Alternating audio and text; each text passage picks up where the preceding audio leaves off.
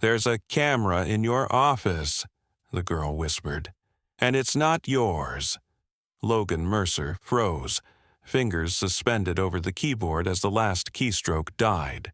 Sunlight bathed mahogany shelves, but the space between them turned cold. Slowly, as if the air had thickened, he swiveled in his chair. Aria stood half hidden in the doorway, small hands clamped to the desk edge like it was the only thing keeping her grounded. "Aria!" His voice came out measured, too careful.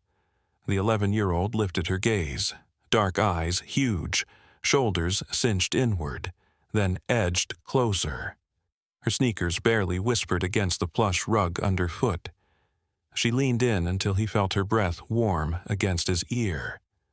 "It's behind the painting," she murmured. "The one Miss Sienna brought."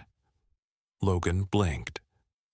For 6 months since the crash stole her parents, his brother and sister-in-law, Aria had rarely formed full sentences. She watched, listened, drifted along the walls like a quiet shadow. Logan had given her everything else. Elite schools, a therapist on speed dial, a bedroom of soft lights and gadgets. But he hadn't earned this trust, this voice. "Why, what do you mean, a camera?" he asked. Aria's glance cut toward the canvas, an abstract skyline above his bookcase, tasteful and harmless. He remembered Sienna bringing it, teasing him about needing something soft to balance all the hardened code. "I saw a light blink at night," Aria said, "so I scanned it. The signal doesn't match anything on your network." Logan's stomach tightened. "Scanned it?" She nodded. "I used my tablet, ran a trace when I couldn't sleep." He leaned back, studying her. Aria, the quiet, hyper-observant girl who barely spoke to adults, had just flagged something his entire security team had missed. She wasn't even supposed to be in this wing. "Aria, how long have you known?" "Since last week." Her voice stayed soft but steady. "I wasn't sure you'd believe me." Logan's throat constricted. Sienna had hung that painting 4 weeks ago, gift-wrapped to celebrate his Homeland Security contract. She'd kissed him under it, whispering how proud she was. They'd eaten wine-poached salmon while the wall watched them. With measured steps, Logan crossed the office, lifted the painting from its hooks. It slid free easily, revealing plain drywall and a tiny black circle beneath the molding, no wider than a pencil eraser. A lens. A hidden live camera. His jaw locked. "Aria, wait outside for a minute," he said quietly. "No." The word was firm enough to stop him. She wasn't defiant. She was bracing herself, gripping something, fear or information, and she wasn't leaving. He nodded slowly and motioned her closer. "Okay, sit." Aria perched on the edge of the leather guest chair, hands folded, body still. No fidgeting, no squirming, just an unnervingly steady stare belonging to someone older than 11. "I checked the signal history," she continued. "It started right after Sienna hung the painting, but now there are more, smaller ones. Living room, den." She swallowed. I think someone's listening to you." A chill crawled up Logan's spine. He stared at the bare wall, mind sprinting through the last month. Sienna's sudden interest in his calendar, how she lingered around his desk, her insistence on helping straighten his office, those perfectly timed coffee deliveries that always came when he needed them. Too perfect. They weren't coincidences, not anymore. Aria waited, watching his face with surgical attention. "You've been carrying this alone?" he asked. She gave one small nod. Logan exhaled, long and uneven. "I believe you," he said. Her brows twitched, uncertainty flickering. "You do?" "I should have believed you the moment you said something." Her mouth didn't quite smile, but her shoulders dropped a fraction, and that said more than any expression. Logan picked up the painting, fingers tracing the frame's inner curve until he found it. The camera was embedded inside the molding, disguised as a decorative bead. Not decoration, design, intent, betrayal. If Sienna had planted one, how many more lay buried in his home? "Aria," he said softly, "I want you to keep watching, but only if you feel safe." She nodded. He rested a hand gently on her shoulder. "From now on, we do this together. No secrets between us." Aria looked up, and, for the first time since she'd moved into his house, she smiled, not polite, not practiced, but relieved. Seen. Logan, suddenly wired and furious in a way he hadn't felt in years, turned back to his desk and opened a secure terminal. Sienna would be home soon. This time, he promised himself, he would be the one watching, not her, not them. If you felt that shift, if Aria's quiet bravery and Logan's rising rage hit you in the chest, don't bail now. Stick around, because this story is just getting warmed up. The house isn't done talking yet. Outside Logan's hilltop estate, wind pressed through the tall oaks lining the perimeter like patient sentries. Inside, the air went still, thick with unspoken truths and something colder, the end of pretending. Sienna would arrive in exactly 27 minutes. Logan knew her schedule by heart. She left her boutique consultancy at 5:35 p.m., grabbed a decaf soy latte from the cafe 2 blocks down, then pulled into the circular drive at 6:12, plus or minus a minute. Precision disguised as routine. She'd come in smiling, hang her tailored coat on the antique hook she insisted on installing, then drift toward his office with a breezy, "Missed you," and a kiss tasting of lavender and control. Logan stared at the painting on the floor, frame slightly cracked.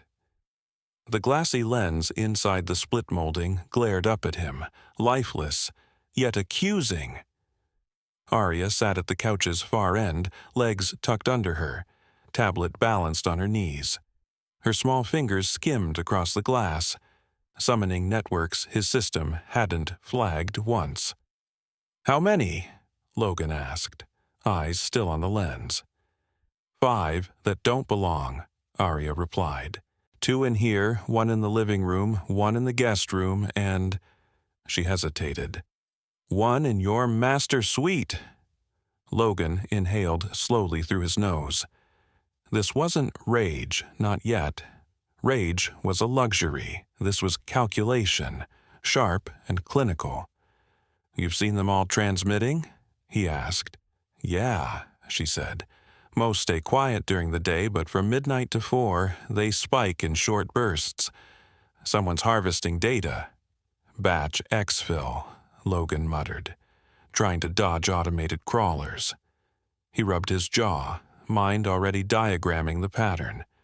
That protocol wasn't the work of some jealous ex or tabloid snoop. This was deliberate, high-tier surveillance, the exact kind his company existed to neutralize. And it was happening inside his own walls. He rose and crossed to a tall oak cabinet. A fingertip scan and quick code sweep slid the panel open, revealing a matte black server tower humming softly. He grabbed a secondary cable and gestured to Aria. "Plug in," he said. "You're Liv." Aria looked up, startled. "You're giving me access." "I trust you," he answered. "Apparently more than I trust my own damn firewall." Her eyes widened, but instead of grinning, she simply nodded, jaw set, and dove back into the streams of noise. While Aria traced signal paths through stacked layers of encrypted traffic, Logan pulled his main security dashboard onto a separate monitor. Every camera, mic, and door log since installation populated before him like a digital nervous system. Sienna's access was limited, but not non-existent.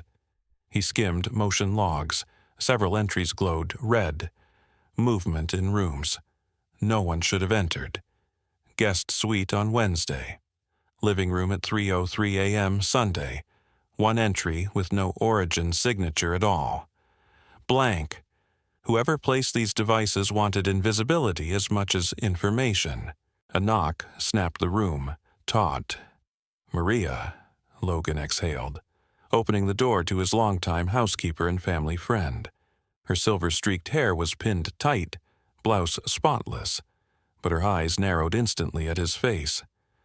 "Something's wrong," she said, not asking, just stating. "Yeah," Logan replied, ushering her in and closing the door. Aria didn't look up. Blue light from the monitor painted her features, code scrolling in her lenses. Logan leaned toward Maria, voice low. "Sienna may have planted surveillance devices. Aria found them." Maria's eyes flashed once. "Where?" "Everywhere," he said. Her expression hardened. "I knew she felt off. Always lingering, always somehow knowing conversations before you had them. And she talks to that CFO of yours too damn much." Logan straightened. Damon?" Maria nodded slowly. "He dropped by twice last week while you were out," Maria continued. "Said he needed files signed. Sienna acted casual, but I caught them whispering in the den. They didn't know I was there." Logan's pulse thudded louder. Damon Rhee, his CFO, best friend from MIT. Could Damon really? Logan cut the thought short. "Thank you," he said. "I need a favor." "Anything. When Sienna gets here, act normal. We don't tip her off yet." Maria's mouth thinned. "Honey, I've been playing polite longer than she's been alive. I'll manage." Logan gave a brief nod. "I found something," Aria said suddenly. Both adults turned. "There's a signal hub. All the cameras route through it, but it's not here. It's off-site, somewhere downtown." Logan moved beside her, studying the map rendering on her screen. A red pulse blinked at a nondescript building tied to a no-name storage company. "Whoever set this up knows what they're doing," Aria murmured. "They don't stream constantly. It's like packet shadows. Thin slices of data, hard to track." Logan arched a brow. "And yet you tracked it," he said. She shrugged. "Watched you work long enough." Before he could answer, the front door opened and shut softly down the hall. Footsteps. A familiar laugh floated toward the office, warm, musical, practiced. Logan closed the cabinet with one sweep. He slid Aria's tablet into a locked drawer as she quickly unplugged. Maria smoothed her skirt and gave Aria a brief, approving nod before gliding back into the hallway, face calm again. "Logan," Sienna's voice chimed. "Where you hiding, babe?" "Office," he called, stepping toward the doorway. Aria slipped into the side hall just as Sienna appeared, arms full of takeout bags, a bottle of wine's neck jutting from her tote. "There's my genius," she purred, kissing his cheek. He let her. Her gaze swept the room. "Smells like overworked servers in here," she joked. "You grinding or just clicking around looking busy?" Logan forced a thin smile. "Diagnostics, couple glitches in the system." Sienna paused, eyes scanning with playful curiosity that suddenly felt more like reconnaissance. "Serious glitches?" she asked lightly. "Nothing I can't handle," he said. "I'll probably do a full reset later." "Need help?" "No," he replied. "You've already helped plenty." Her laugh lifted, but her eyes flared, tiny, measuring. "If I didn't know better, I'd call that pointed." He didn't respond. She set the food down and stretched, posture languid, like she owned the space. Logan watched her hand drift along his desk's edge, pausing just above the drawer, concealing Aria's tablet and the truth she'd never wanted exposed. "We should eat before it all goes cold," Sienna said, turning toward the door. "I'll be out in a minute," Logan answered. She blew him a kiss and glided away, humming a tune that never reached her eyes. The door sealed with a soft click. Logan sank into his chair, fingertips pressed together, temple throbbing. He didn't want this to be real, but it was. He could feel the lie under every smile, every perfectly timed touch. She was watching him, using him, and she wasn't alone. Behind him, Aria slipped from the shadows. "Uncle Logan," she whispered. He turned. "Yeah, kiddo? Can I help with the reset later?" He studied her for a beat, then nodded. "You already are." The house fell into that strange stillness again. The quiet that settles after a storm, or right before the next one, hits. Near 1 a.m., Logan remained in his darkened office. Upstairs, Sienna soaked in her nightly bath, lavender scent drifting faintly through vents. The wine she'd brought sat unopened on the counter. Their dinner cooled untouched. Neither he nor Aria had much appetite after what they'd uncovered, or what they still hadn't. Aria sat cross-legged beside the server cabinet, wrapped in a throw blanket, eyes locked on a secondary monitor. Her fingers moved fast over the keyboard, parsing packet captures. Logan wouldn't expect many junior engineers to catch.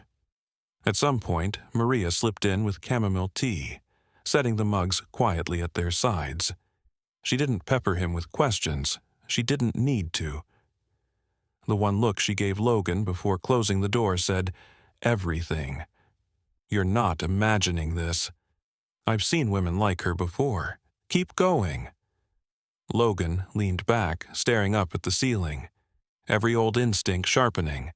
He'd trained to dissect patterns, threats, vulnerabilities. Yet Sienna had slipped through, a threat wrapped in romance. She'd used him, used this house, used Aria. His hands curled into fists. "Got something," Aria said, voice low, crackling with adrenaline. Logan wheeled his chair beside her. "Show me." "I mapped her cloud activity," Aria said. "Not her personal account, she's too careful. But the device's outbound traffic. They sync to a private server offshore, buried under a shell company in the Caymans." She clicked through tabs. "Here's the IP trace. I matched it." A data set he knew far too well sprang up. Prototype logs from his own architecture, algorithm tests, beta encryption routines. "This is your work," Aria said. She tapped another window. "And this is where it ends up." The interface was unmistakable. Helix Shield's competitor, Nexera Systems.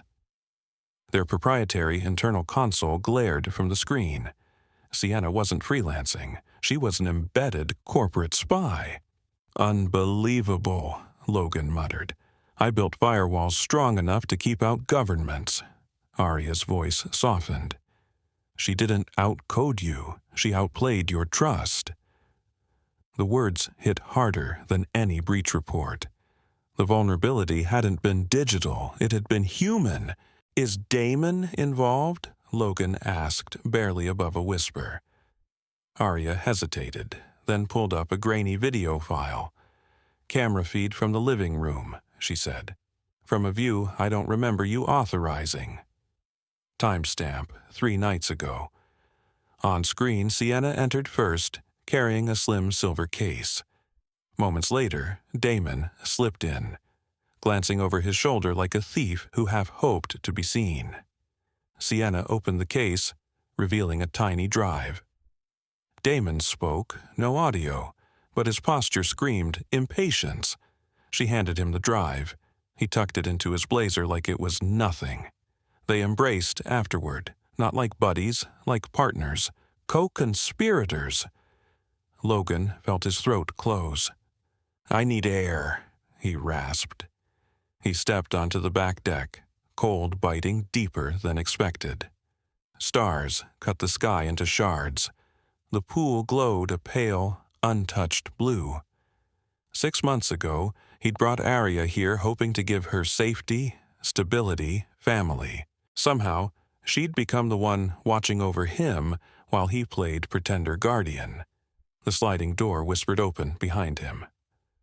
"Uncle Logan!" Aria's voice came small. He turned. "You should be asleep." She padded out barefoot, blanket clutched around her shoulders. "Couldn't." He crouched, resting a hand on her arm. "I'm sorry," he said softly.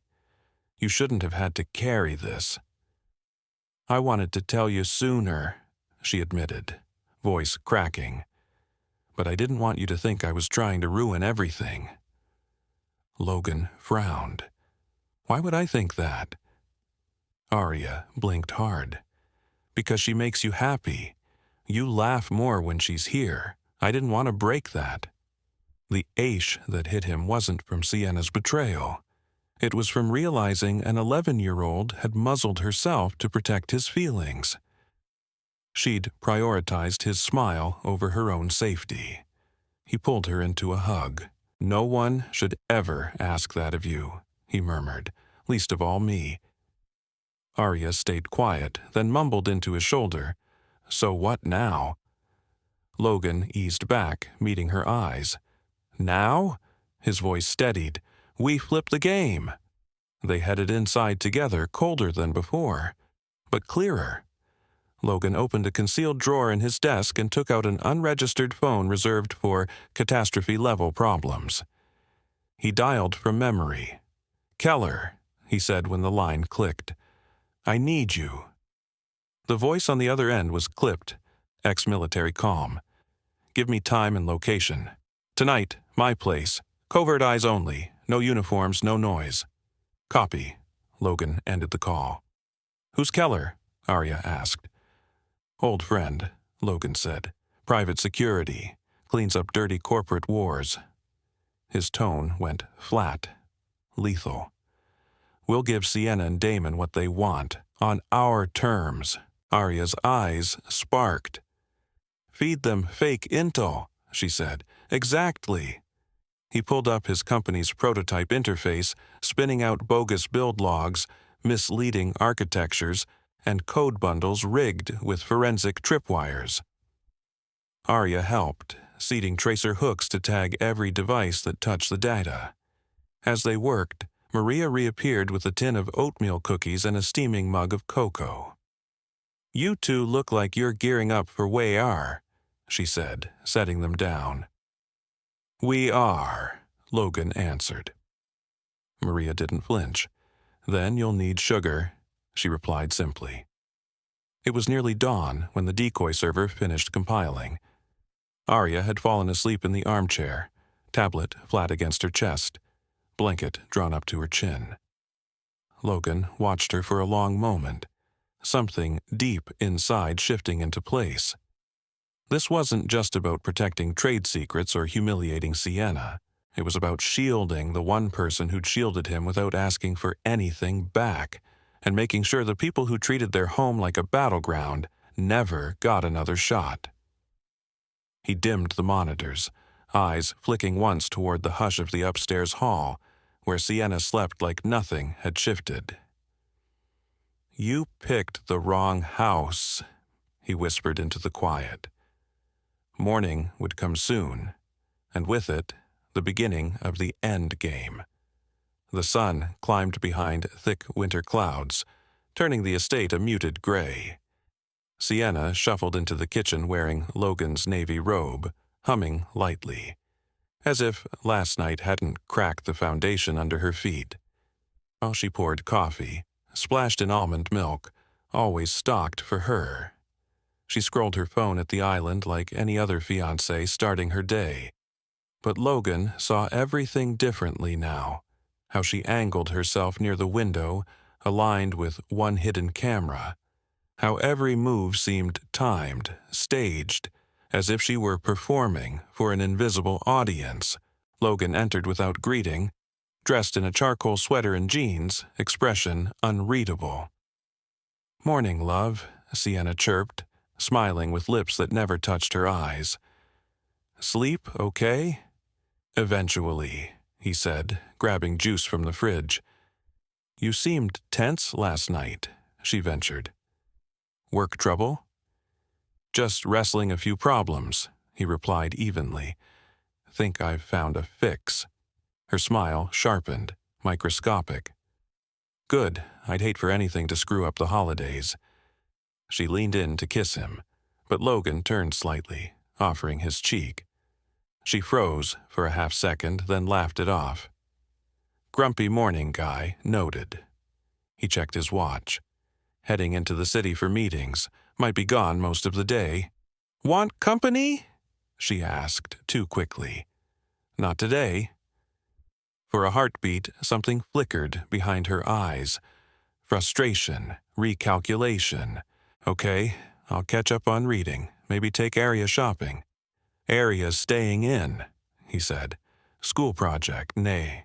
Sienna's nod came a shade too fast. Sure, maybe we'll bake later then. Logan offered a thin smile and left. At least that's what the main house security feed suggested. In reality, he looped around to the detached guest house out back. Inside, Keller and a two-person team had turned the small structure into a mobile command center overnight.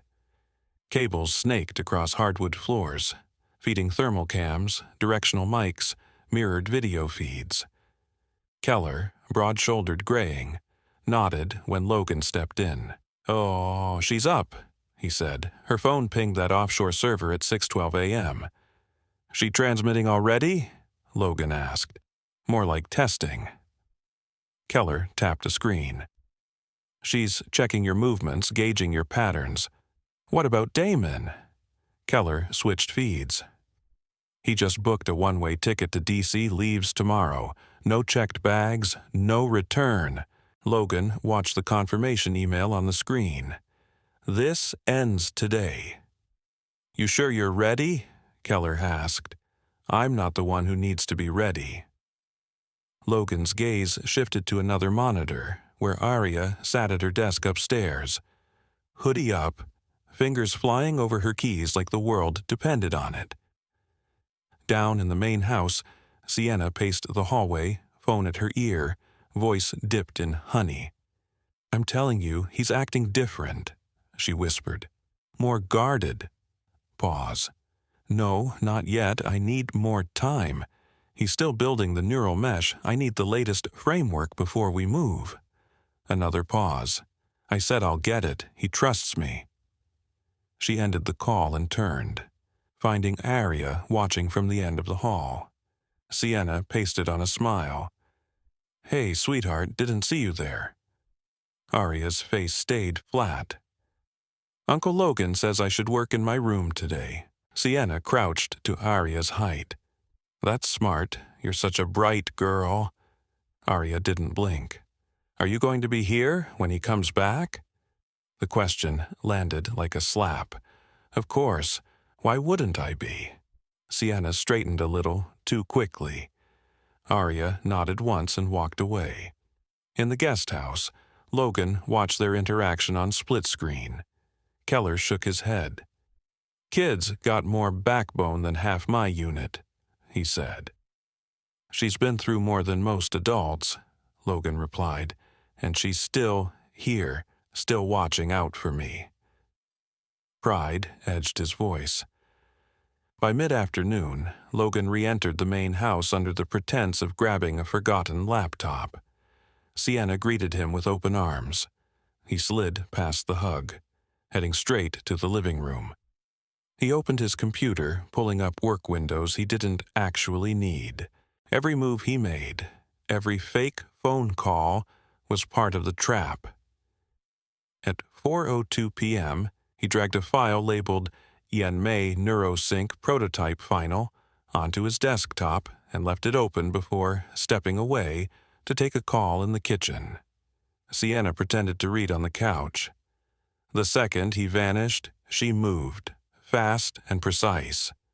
She pulled a slim scanning device from her bag, swept it over the screen, and transferred the file to her phone in under 20 seconds. Keller's voice crackled in Logan's earpiece. She bit. Packets heading to the Cayman's node. Copy, Logan murmured. But the bigger reveal wasn't the file. It was what followed. 15 minutes later, Damon slipped through the back entrance, claiming he had a meeting. Sienna, not expecting him so early, faltered just enough to expose the strain. "What are you doing here?" she hissed. "We have to move the timeline up," Damon said. "He's slipping. You said tomorrow. I don't care. I want it done now." In the hallway nook, Aria sat with her tablet, recording every word, every expression. Logan waited 2 minutes. Then he stepped back into the living room. Sienna and Damon spun, smiles pasted on like they'd practiced. "Didn't know we had company," Logan said casually. Damon cleared his throat. "Just dropped by, thought we could catch up." "I thought you were flying to D.C. tomorrow," Logan replied, eyes unreadable. Damon blinked. "Who told you that?" Logan didn't bother answering. He walked to the bar, poured himself a drink, raised the glass. "To old friends," he said. Sienna's voice came a little too bright. "Actually, Damon was just leaving," she said quickly. "No," Logan said, calm but immovable. "He can stay." He motioned toward the armchairs. "Both of you, sit!" Something in his tone clipped their protests. They obeyed. Seconds later, Keller walked in, flanked by 2 plainclothes operatives, discreetly armed. Sienna shot to her feet. "What is this?" "Relax," Logan said, signaling her back down. "We're just having a conversation, long overdue, really." He tapped a control. The wall-mounted screen flickered to life, playing footage of Sienna copying the fake file, Damon receiving drives, Sienna whispering into burner phones. Sienna's face drained. Damon's posture stiffened. "You bugged me?" Sienna croaked. "No," Logan answered. "You bugged me. I just found your toys before you did." Silence dragged heavy. "You don't get it," she stammered. "I didn't mean to fall for you. It was supposed to be just a job." "But you did fall?" Logan asked. "I think so, maybe. But I didn't have a choice." "You had every choice," he snapped, cutting through her excuse. "You walked into my home, slept in my bed, and lied to a child." He turned his gaze on Damon. "And you, after everything I did for you?" Damon rose slowly. "Logan, come on, let's not dramatize this. It's business." "No," Logan said, voice razor sharp. "What it is treason." Keller stepped forward, reading them their rights as his team moved in with cuffs. Aria appeared in the doorway as Sienna and Damon were led out, wrists bound, eyes flashing fear and fury. Logan turned to her. "You okay?" he asked quietly. "Are you?" she countered. He crouched and pulled her into a hug. "Yeah," he said. "Now I am." As the front door shut behind the betrayers, Logan understood this wasn't over. Justice had spoken, but trust. Trust would take time to rebuild, both inside his company and inside this house. The next morning, the mansion felt disturbingly still, like the pause after sirens fade. It wasn't peaceful silence.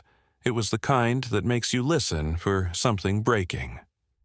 Logan sat at the edge of his bed, still in yesterday's clothes, phone face down, laptop untouched. The weight of betrayal pressed between his shoulder blades like an extra gravity. It wasn't losing Sienna that hurt. It was realizing how close he'd come to losing everything else, especially Aria. A soft knock tapped at his doorframe. "Come in," he said. Aria shuffled in, wearing an oversized hoodie and fuzzy socks, clutching a steaming mug in both hands. "I brought you coffee," she said, stepping carefully. Didn't know exactly how you take it, so I just made it like you made mine last week." Logan accepted the mug, his fingers brushing hers. "Thanks, kiddo." She sat near his feet, legs swinging gently. "Is it over now?"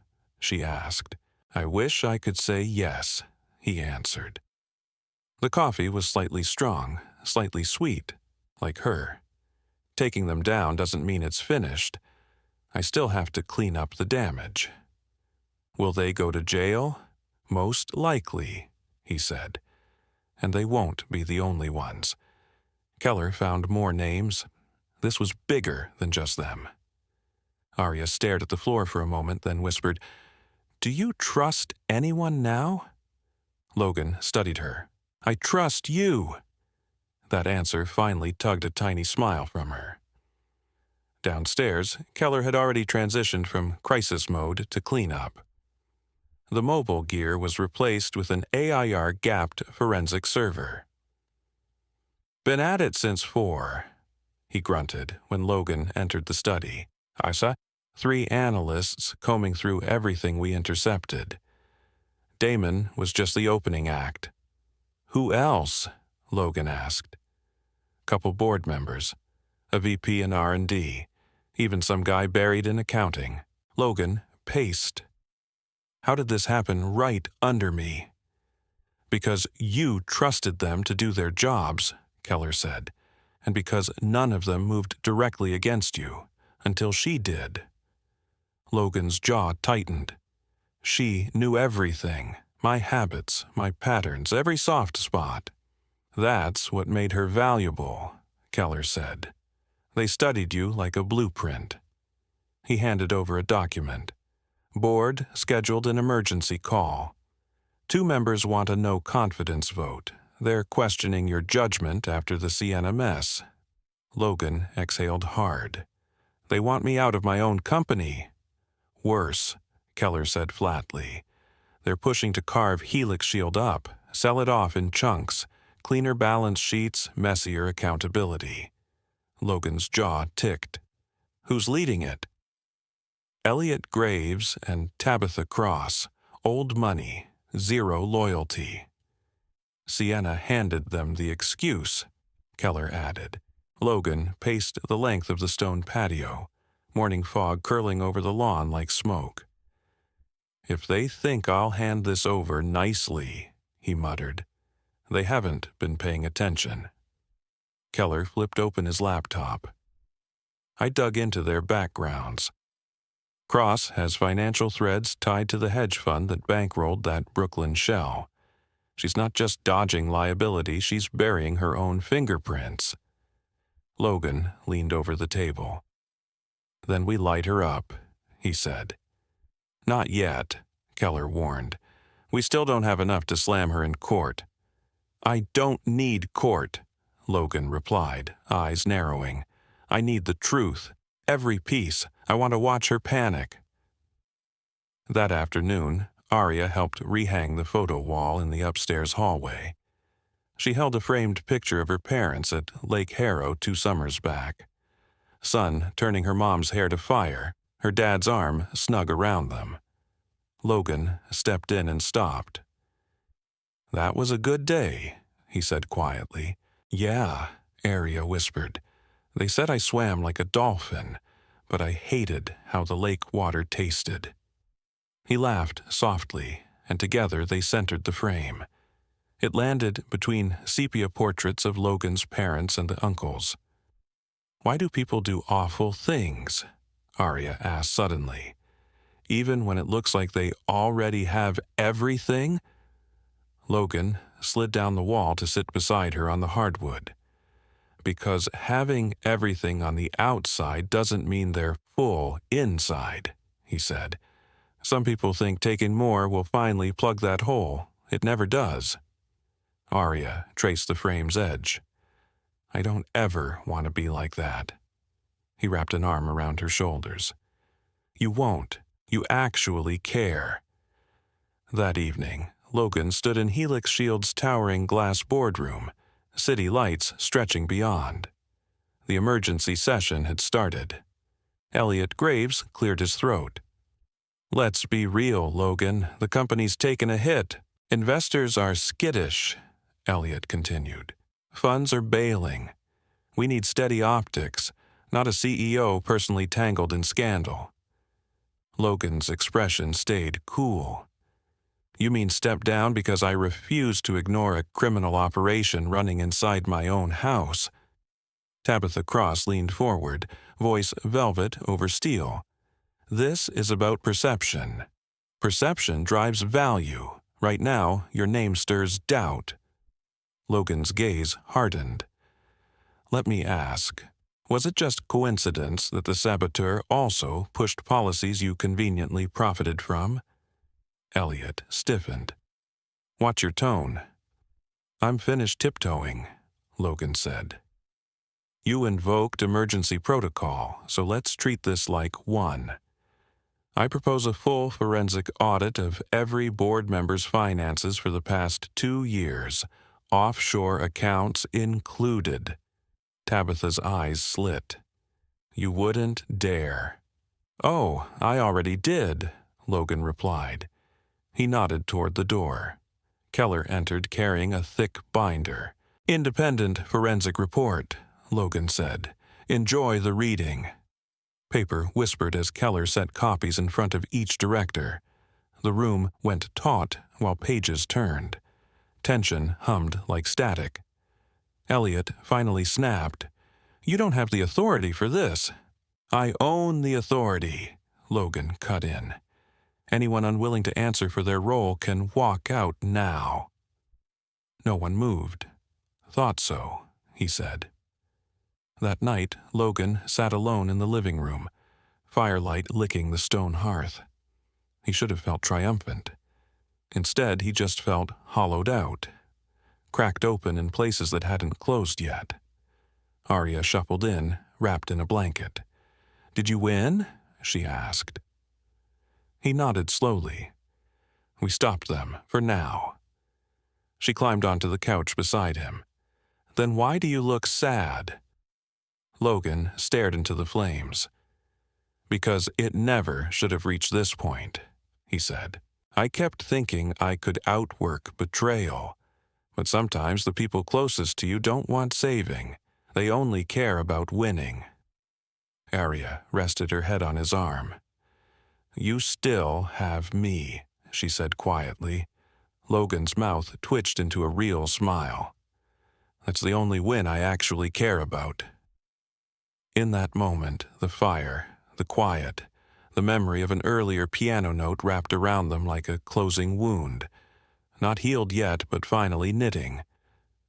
The next morning, the air in the Mercer estate felt strangely lighter, like something toxic had finally been breathed out. But Logan knew better than to mistake that for safety. Betrayal didn't vanish. It retreated and adapted. And in this case, Sienna Lane was still out there, and she now knew he'd seen through her. Down in the sunlit kitchen, Aria toasted bread. She wore one of Logan's old t-shirts that hit her knees, curls a wild halo. You look like you didn't sleep, she said, eyes on the toaster. I didn't, Logan admitted, pouring coffee. Too busy thinking. She handed him a slice. That's how you get those lines across your forehead. He huffed a quiet laugh. You mean the lines that make me look distinguished and mysterious. I mean the ones that make you look stressed and old, she said, finally grinning. He ruffled her hair. You're brutal in the mornings. Just honest, she replied, hopping onto a stool. Then softer. Are you going after her? Logan didn't have to ask who. Yeah, he said eventually, but not the way you picture. I don't need revenge. I need undeniable proof. Something that ends this, not just bruises it. Aria nodded thoughtfully. Then you'll need help. You volunteering? Logan asked, brow raised. I've been thinking about that closet next to your office, she said. I heard something once like clicking. Logan straightened. When? One night I couldn't sleep. I figured you were watching something, but now I'm not so sure. You think that closet's the access point. I think someone used it, maybe to service the hardware or pull recordings. 10 minutes later, they stood at the closet door. Keller had arrived with a quiet security tech named Owen Yates.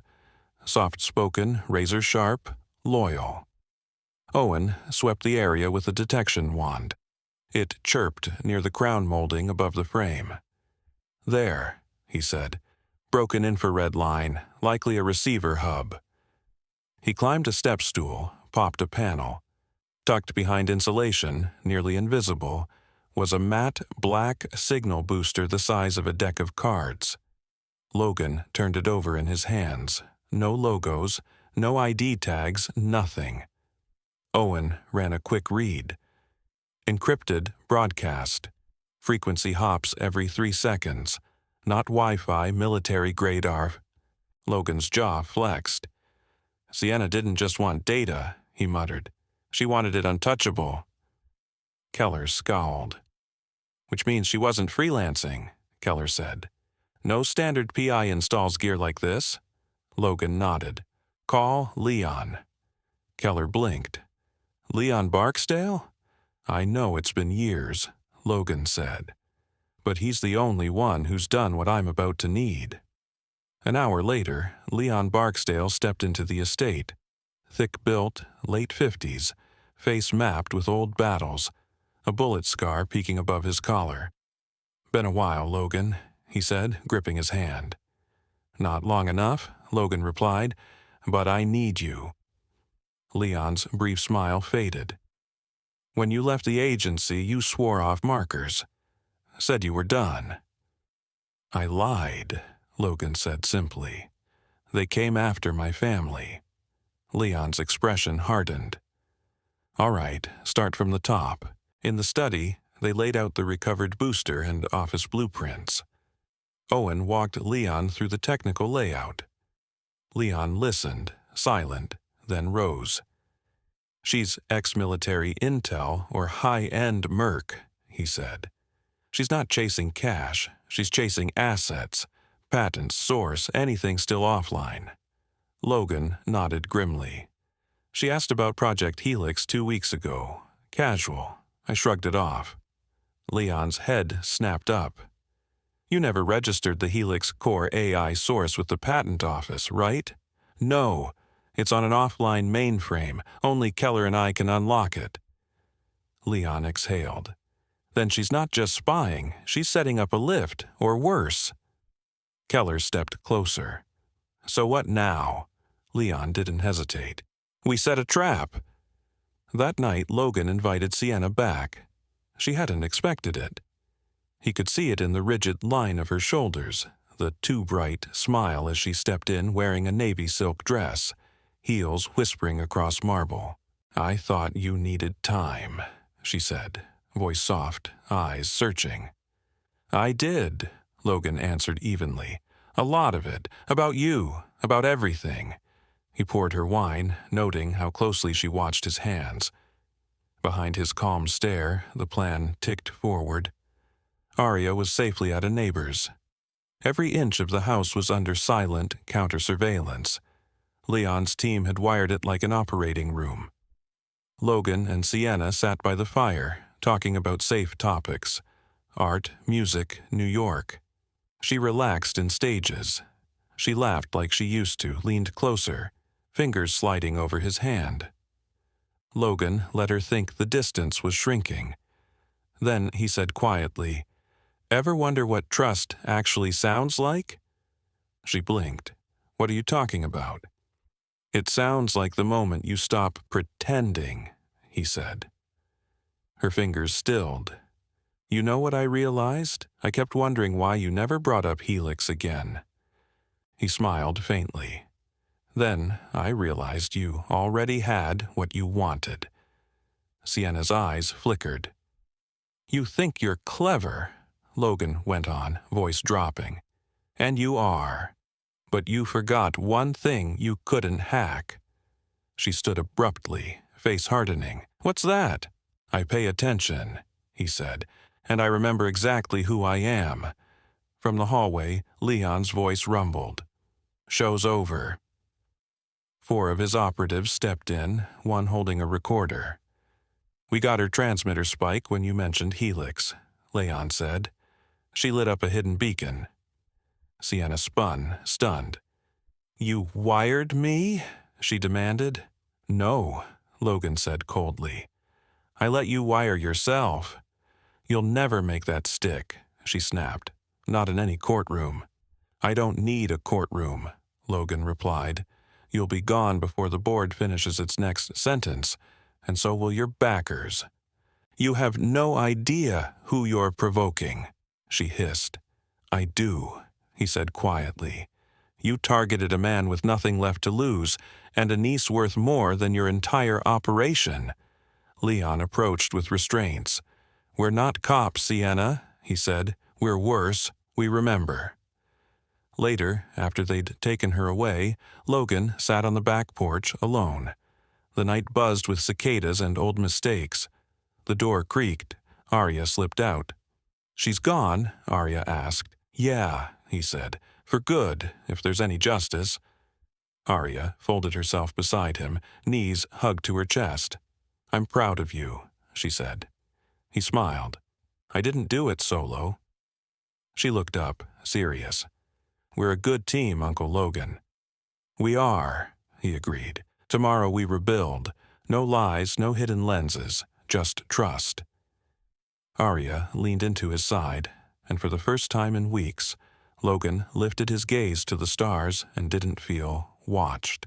2 days later, he stood in the heart of Helix Shield's Manhattan headquarters, staring out from the 35th floor. From up here, the city pulsed. Horns, lights, a million lives rushing by, oblivious to what had almost been ripped away. Logan sipped dark coffee as the boardroom behind him filled with voices and cautious footsteps. Keller came in first with 2 sealed folders, then Aaron, the COO, then Marcus Train led counsel. One by one, the executive team filtered in, their movements careful. They'd heard scraps of the story, about Sienna, about cameras, about betrayal, but not the full cut. Logan turned. "Let's start." The low chatter snapped off. Everyone took their seats, eyes trained on him. "I called this emergency meeting," Logan said, "because what nearly happened to Helix Shield came from something we stopped respecting." He let the word land. "Trust." For months, high-level architecture, frameworks, infrastructure designs has been bleeding out quietly, he continued. "It wasn't money, so we missed it. It was subtle, but lethal." He paced slowly, voice steady. The leak was internal, and it wasn't some intern or temp. Murmurs rippled, brows knitting. Keller passed Logan a folder. Inside sat internal security reports stamped with timestamps, signal maps, scraped transmissions. Logan let the silence stretch before speaking again. Sienna was a part of a multi-company espionage ring targeting the Helix core algorithm. They didn't just want to steal it, he said. They planned to ship a sabotaged version through another firm, then claim we copied them. It would have annihilated our IPO. Aaron sucked in a breath. "That would have killed us." "Exactly," Logan said. "We stopped it. But this isn't just about one infiltrator. It's about how easily someone slips in when we assume instead of verify." He looked each of them in the eye. "So from today, everything changes. We're running full internal audits," he said. "Senior staff, including me, will undergo comprehensive background and communications reviews. And I'm appointing a new internal ethics and counterintel advisor." Aaron asked, "Who?" Logan's mouth quirked. "Leon Barksdale." Keller nodded once. "Smart move." Logan sat. "This isn't paranoia, it's clarity. We don't operate in yesterday's world. We live in one where trust is currency, and someone just tried to rob us blind." That afternoon, Logan stepped into a small Brooklyn cafe that smelled like espresso and vinyl. The place was unpretentious. Scarred wooden tables, strong coffee, jazz spinning softly. The owner, a retired Navy vet named Hank Reyes, nodded from behind the counter. In the corner booth, Aria waited with 2 cocos and a sketch pad. She glanced up, grinning. "You're late." "I'm dramatic," Logan said, sliding in across from her. Big difference. "Did they believe you?" she asked. "They had to," he said. "I gave them proof." She tapped her pencil on the paper, thinking. "I've been planning something," she said. "That sentence always costs me money," he teased. She ignored him. "You should start something for kids like me, like a foundation, for smart kids who lose their parents but still have ideas." Logan blinked. "That's specific." "I'm specific," she said. He nodded at her sketch pad. "What's that?" She turned it around. A clean logo, a stylized M twined with wings around a small figure holding a book. "I call it the Aria Initiative," she said. "It helps kids in memory of the ones who never got another chance." Logan swallowed, a lump catching in his throat. "You came up with all that alone?"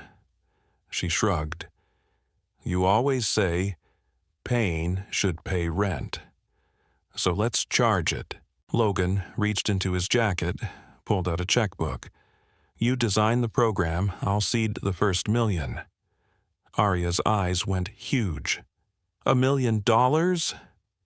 "You're my partner now, remember?" he said. Her smile could have powered the whole block. That night, Logan paused outside Aria's bedroom. Her door sat slightly open. She lay on her stomach, still sketching, humming softly. She looked safe. He retreated to his study and sat at his desk. No hidden cameras, no lies this time. He pulled a small voice recorder from a drawer and clicked it on. "My name is Logan Mercer," he said. "And today I want to remember this feeling, not the fear, not the betrayal, this." He paused, breathing. "Sienna wasn't just a spy," he continued. "She was what happens when you stop questioning. When love gets lazy, when instincts get silenced. I won't let that happen again." He switched the recorder off. His phone buzzed. A message from Leon. "We traced another path. It's bigger." She had help inside Helix Shield. Logan leaned back, so it wasn't finished. Maybe it never would be. But he had a family now, a mission. That would do. The next morning, Logan walked into Helix Shield with Aria at his side. She wore a tiny blazer over her hoodie, clutching a folder labeled Proposal. The receptionist smiled. "Good morning, Mr. Mercer." Logan nodded toward Aria. "Today, she gets a desk," he said. "Seriously?" Aria whispered. "Let's say this company's got new leadership," he replied, grinning. Logan's footsteps echoed through the cybersecurity floor, the one executives only visited when something was broken or dangerously quiet. Today, it was neither. It was preparation. At the end of the corridor, Leon waited, arms folded. Behind him, a newly secured server room glowed behind glass. Triple gates, facial scanners, encryption thick enough to make federal agencies sweat. Aria had dubbed it the Vault, and the name stuck. "You ready?" Leon asked. "As ready as anyone about to open the devil's inbox," Logan said. Leon gestured toward the door. "We decrypted Sienna's outgoing logs. She wasn't just feeding a competitor. She was building a network in Helix Shield, employees, vendors, a project assistant." Logan's jaw tightened. "So she wasn't just aiming at me, she aimed at the Foundation." Leon nodded.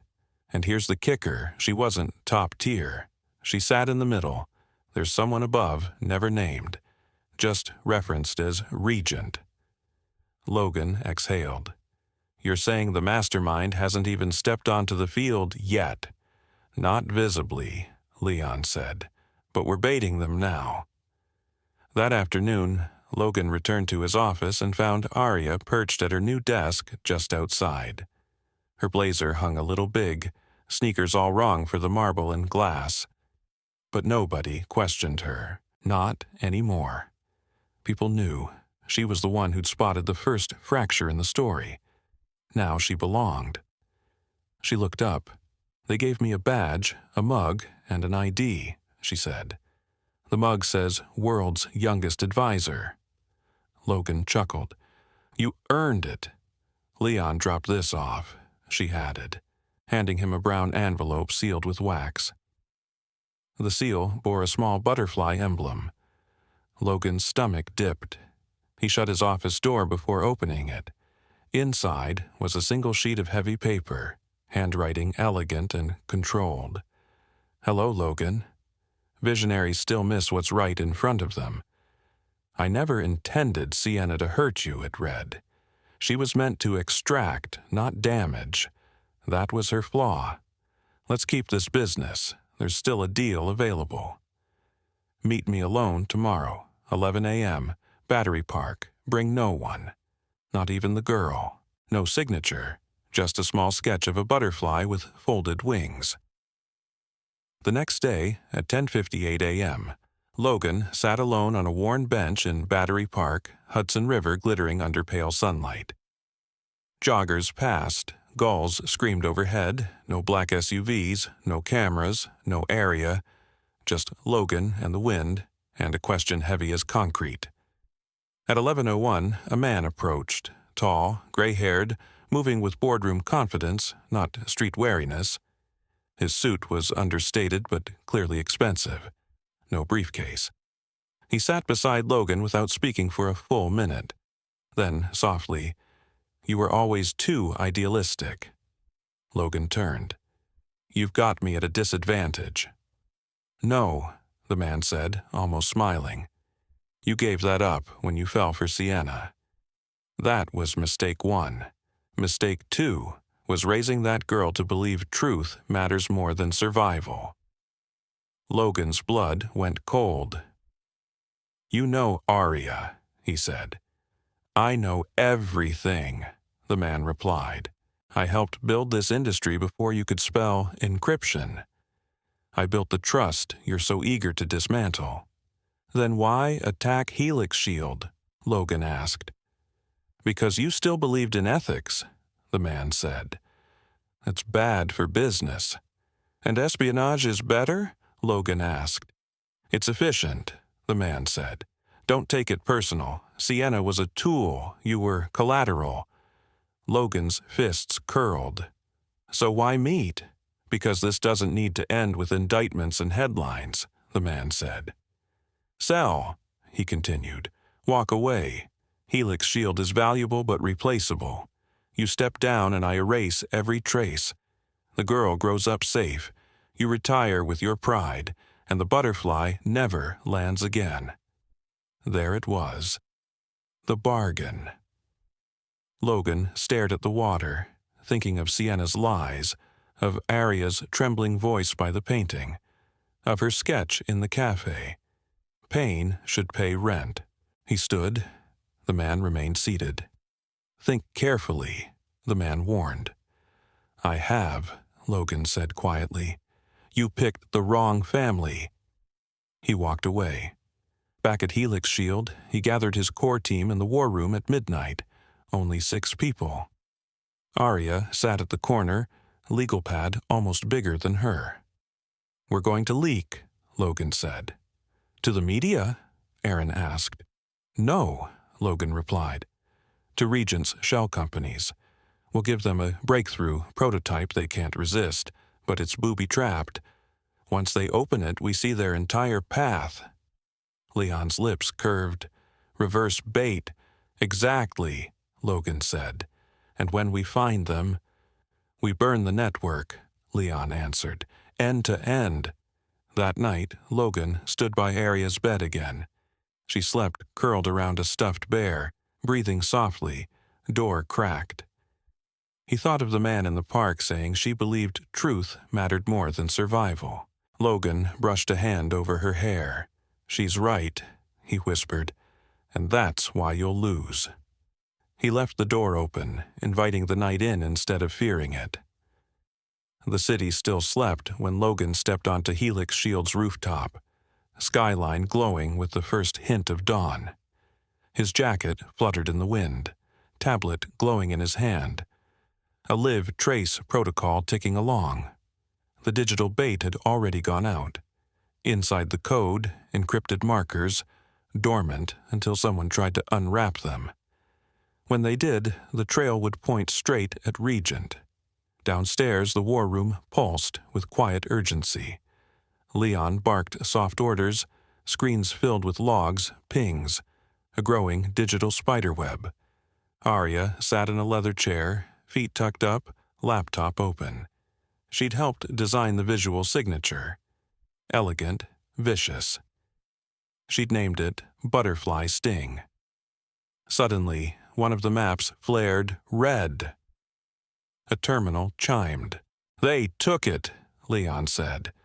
The room froze, then exploded into movement. Logan returned as the trace converged. "It's not hitting some no-name shell," Leon said. "It's coming from Braxton Capital, Midtown, investment house, not dev shop. Unless," Logan said, "they've been laundering data as assets." Leon pointed at another line. "Here's the secondary handoff. That's Regent's firewall." "We're blocked digitally," Leon said. "Then we go analog," Logan replied. The next morning, Logan stood outside Braxton Capital's glass tower. No entourage, no cameras, just him, a dark coat, and a slim folder under his arm. He moved through the lobby like he owned it. The receptionist opened her mouth, then shut it. He stepped into a private elevator using a borrowed keycard from a deeply embedded contact. Floor 47. Private. The doors slid open onto hushed carpet, expensive art, and the antiseptic smell of money.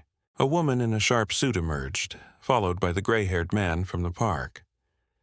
"Mr. Mercer," he said mildly, "subtlety still isn't your style." Logan handed the folder to the assistant. Inside, the trace logs, embedded signatures, breached NDAs. "This is a courtesy," Logan said. "Dismantle your network, wipe everything. Or I hand this to the feds, 3 outlets, and the SEC. The man skimmed the papers, expression barely changing. "You're bluffing." Logan pulled a second copy from his coat and set it on a glass table. "That one's all ready with my attorney," he said. "You have until tonight." The man's smile withered. "You have a child," he said. "Watch where you shine your spotlight." "She's why I turn it on," Logan replied, voice like ice.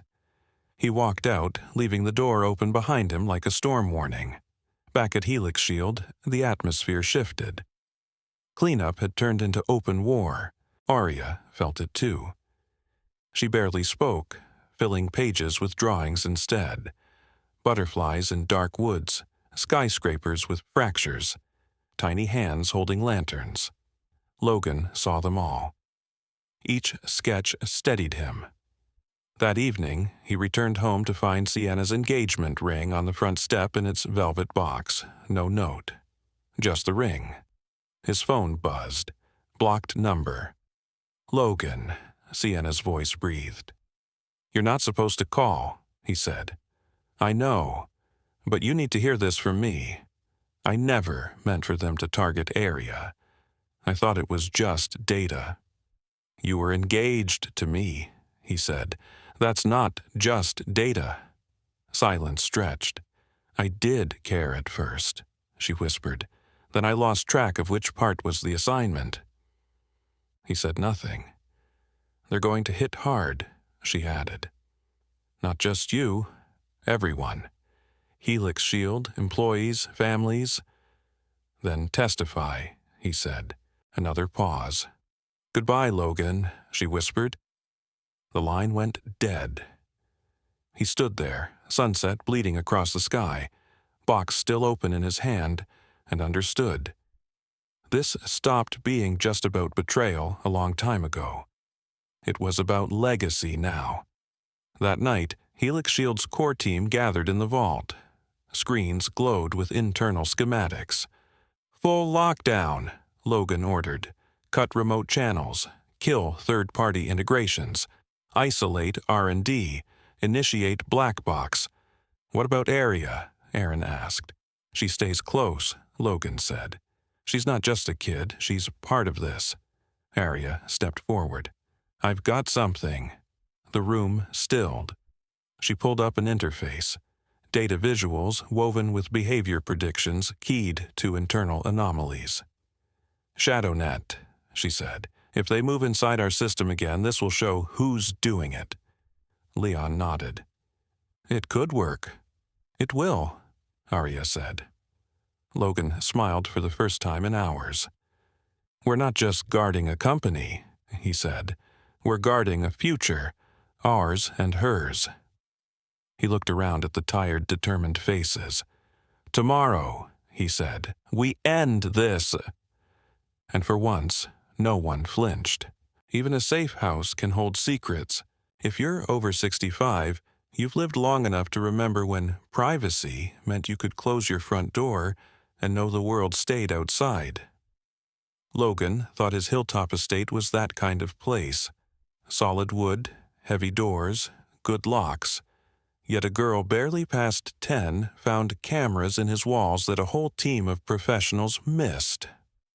For many older Americans, that feels unsettlingly familiar. You went from rotary phones and paper letters to smartphones, cloud storage, and smart TVs that seem to listen even when they're off. Logan's home reminds us that comfort can turn into carelessness. A blinking light behind a painting. A strange update on a device. A friend who suddenly knows too much. None of it should be ignored. The lesson isn't to live in fear, but to stay awake. Just because we've retired or slowed down doesn't mean we get to retire from paying attention. Logan learned the hard way that the real danger isn't always on some dark street. Sometimes it's smiling at your kitchen table, watching you through a hidden lens. Never underestimate the quiet child at the edge of the room. Many grandparents know this truth in their bones. The quiet ones see everything. Aria barely spoke after losing her parents, but she watched. She listened. While the adults were busy with contracts, dinners, and board meetings, she was the one scanning networks at midnight, tracing signals like a little code detective. Older Americans have seen generation after generation dismiss young people. Too sensitive, too dramatic, too online. Yet here, it's the 11-year-old who saves the grown man with the impressive resume. Aria reminds us that wisdom doesn't only arrive with gray hair. Sometimes it arrives with a tablet, big eyes, and a trembling voice that finally dares to say, "Something's wrong." For those of you who have grandkids tinkering with gadgets, talking about apps you barely recognize, this story is a gentle nudge. Ask them what they see. Invite them into the conversation. Logan's turning point wasn't when he upgraded his firewall, it was when he believed Aria. Trusting the next generation doesn't mean giving up your authority. It means standing beside them, not in front of them. When the danger comes, betrayal hurts, but it doesn't have to have the last word. If you've lived past 65, you've probably tasted betrayal. Perhaps from a business partner, a family member, or someone you once swore you'd love till death do us part. Logan is no teenager. He's a seasoned man with scars, a company to protect, and a niece to raise. Yet he still falls for Sienna's charm, still calls Damon friend, still believes the people closest to him are safe. When the mask drops, it's brutal. But what matters is what he does next. He doesn't retreat into bitterness, sell the house, and hide from the world. Instead, he tightens his circle, calls in old allies, and, with Aria, builds something new. The Vault at Helix Shield, the Aria initiative for kids like her, a future shaped by hard-won lessons. Older Americans know that pain can either harden your heart or deepen your purpose. Logan chooses purpose. He teaches us that even when trust is shattered, legacy is still in our hands. We may not control who betrays us, but we can decide what grows from the wreckage. Fear and isolation, or protection and courage for those who come after us. After walking with Logan and Aria through hidden cameras, broken trust, and a hard-earned renewal of courage, I'd love to hear from you. If someone you trusted turned out to be watching and using you, how do you think you'd respond at this stage of your life? Would you fight back like Logan, quietly protect your family like Aria, or choose a different path altogether? Share your thoughts and stories in the comments below.